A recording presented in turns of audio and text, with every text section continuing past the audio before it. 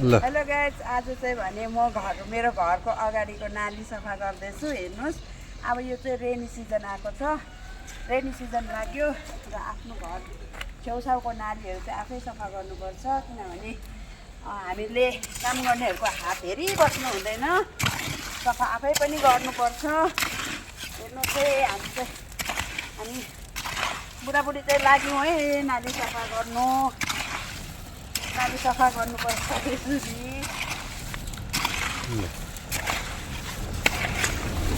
किनभने अब चाहिँ आफ्नो घर छेउका नालीहरू चाहिँ सफा राखेन भने चाहिँ भल आफ्नो घरतिर आउँछ। नाली यसरी पुरिएको छ, अब चाहिँ खन्नुपर्छ। बेलचा ल्याउनु पर्ने छ यो माटो सोर्नुको लागि।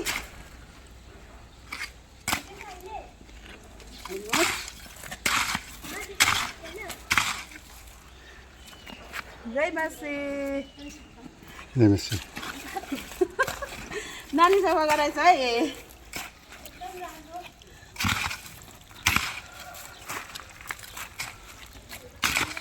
यो पानीको पाइपहरू पनि पुरिसकेको छ। यो चाहिँ माटोहरू सबै निकाल्नुपर्छ। अब चाहिँ एकदमै सफा गर्नुपर्छ यो नालीहरू चाहिँ।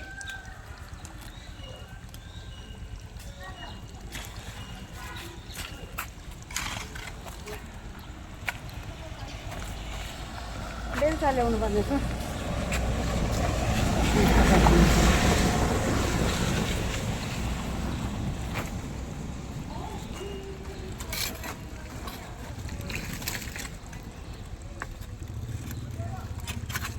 अहिले चाहिँ भने हामी बुढाबुढी नै नाली सफाइमा लागेको छौँ है।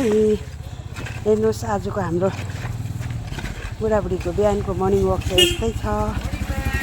मर्निङ। तपाईँहरू पनि आफ्नो घर अगाडिको नालीहरू है सफा गर्नुहोस्। किनभने आफ्नै घरहरू मैला हुन्छ, यो भलहरू बस्यो भने। हुन्छ, आजको मेरो भ्लगलाई तपाईँहरूले मन पराइदिनुहोस् है। हुन्छ।